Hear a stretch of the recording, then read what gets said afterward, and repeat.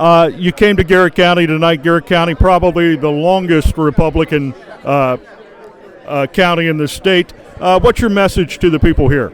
I really came to, today to thank people for their support. We're on a thank you tour where we're trying to go to every corner of the state. We told them that we would be back. I think this is our 5th or 6th trip to Garrett County in the past year or so.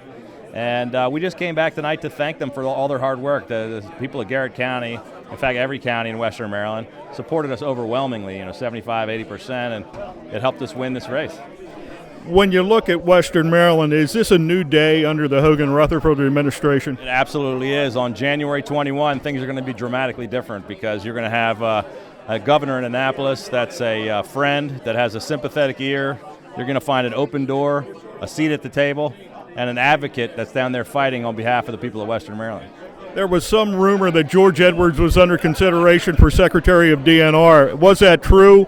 And how do you plan on utilizing his experience in the state Senate now? Well, George is a tremendous leader in the Senate, and we'd be honored to have him in any capacity. But I think he does a great job representing Western Maryland. I heard the rumors too, but it wasn't really. We didn't get to that point. I never had a discussion with the senator about it, but he certainly would have made a good Secretary of DNR. We picked somebody at this point, but he's a tremendous leader in the Senate. Does a great job representing all of Western Maryland, and I'm looking forward to working with him. And as we look over the next year, I know it's going to be a tight budget year for you. You've already said it's a mess. How bad is it? It's really pretty bad.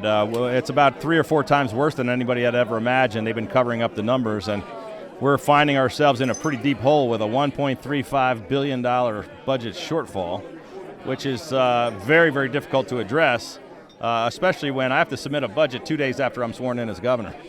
And what about what you plan on doing in your first year where there's not going to be a lot of money? Can you do things regulatory that will help?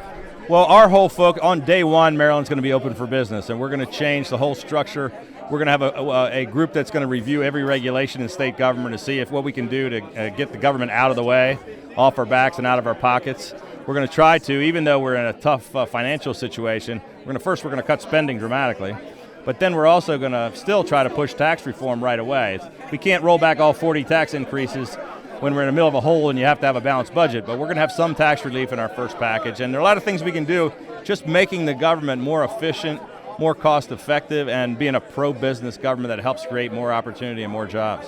Maryland Governor-elect Larry Hogan, Paul Mullen for Garrett365.